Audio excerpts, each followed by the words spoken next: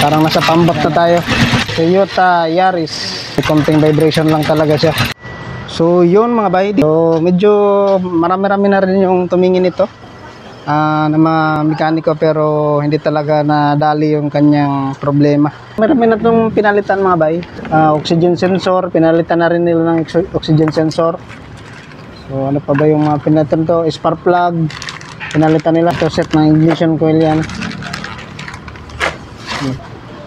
Nagpalit na rin sila ito ng fuel injector. So yan, ignition coil, spark plug, injector, tapos itong kanyang oxygen sensor, dalawa. So basic lang yung mga gawin natin dito mga bayo, no? So lilinisan lang natin tong lahat ng mga sensors nya. So itong kanyang BBTI, throttle body, ayan, itong kanyang MAF sensor. Check na rin natin yung oxygen sensor na pinalitan nila. So ayan, lilinisan lang natin itong kanyang oxygen sensor mga bay. Ayan. Kita natin dito na iba yung kanyang spray pattern. Ayan, namamalya din mga bay. Ito yung kanyang spark plug sa number 3. So pansin natin medyo makarbon siya, hindi nasusunog yung gasolina. So ito yung spark plug doon sa injector na pinalitan nila. So binalik lang natin yung luma. Ayan. So yellow kasi yung nakalagay dito mga bay na injector. Ayan. So yung pinalit nila ito. So hindi talaga sila compatible, kaya namamalya din yung makina natin. So hindi niya nasusunog ng maayos yung fuel and air mixture. Palyado talaga yung makina natin. So linisan na natin lahat ng mga sensors nito. Ayan. So throttle body, itong kanyang MAP sensor, itong BBTI, saka yung mga oxygen sensor, chinek na rin natin. Yung ginawa natin sa spark plugs, nilinisan lang natin kasi may ibang spark plugs na hindi nakakasunog na maayos ng fuel. So dahil dun sa injector na kinabit, papaanda rin na natin mga bay. Ayan, so start lang natin mga bay. Yun, no.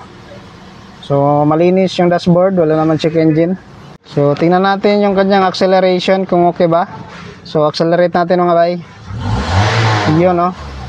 So goods, ayos yung response, walang delay.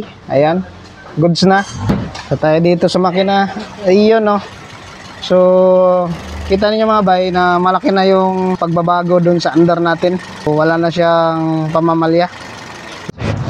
So yun mga bay, i-road test natin to kung tingnan natin kung may pagbabago ba dun sa kanya under. Ayan, so far maganda yung kuan, arangkada, ayos yung response, tapos yung shifting nya. Ayan, so wala na yung parang hinahatak yung sasakyan. So parang napuputol yung kanyang power. So ngayon ito, dire-diretso na. Tapos yun, pag nag-minor ka, mamamatay yung makina dati. So ngayon okay naman, very goods. So ayos. Ayan, o. So ayos na yung response, hindi na siya delay. Ayan, o. Goods na. So yun mga bay, yung pinaka main reason kung bakit nagka-problema to, siguro dun sa kanyang throttle body. Ayan, so madumi na rin kasi yung kanyang throttle body. At the same time yung kanyang injector na pinalit nila, yung pinalit nila na injector ito, so hindi siya compatible dun sa kanyang sasakyan. So isa rin yan. So imbis na maayos yung kanyang problema na pamamalya, mas nadagdagan dahil dito. So isa rin ito sa mga reason kung bakit So lahat ng kanilang mga ginawa, yan din na double check natin para ma-check natin kung okay ba talaga. So ito yung isa sa mga nakita natin na palyado na injector. Yan. Yun lang mga bay. So sana may additional learnings na naman kayo dito sa video natin. So maraming salamat sa inyong patuloy na suporta at pagtitiwala sa Fix It Right Garage. So follow nyo yung ating page, FB page, and share nyo na rin yung mga videos natin para mas marami pa tayong matulungan. Yun lang. God bless.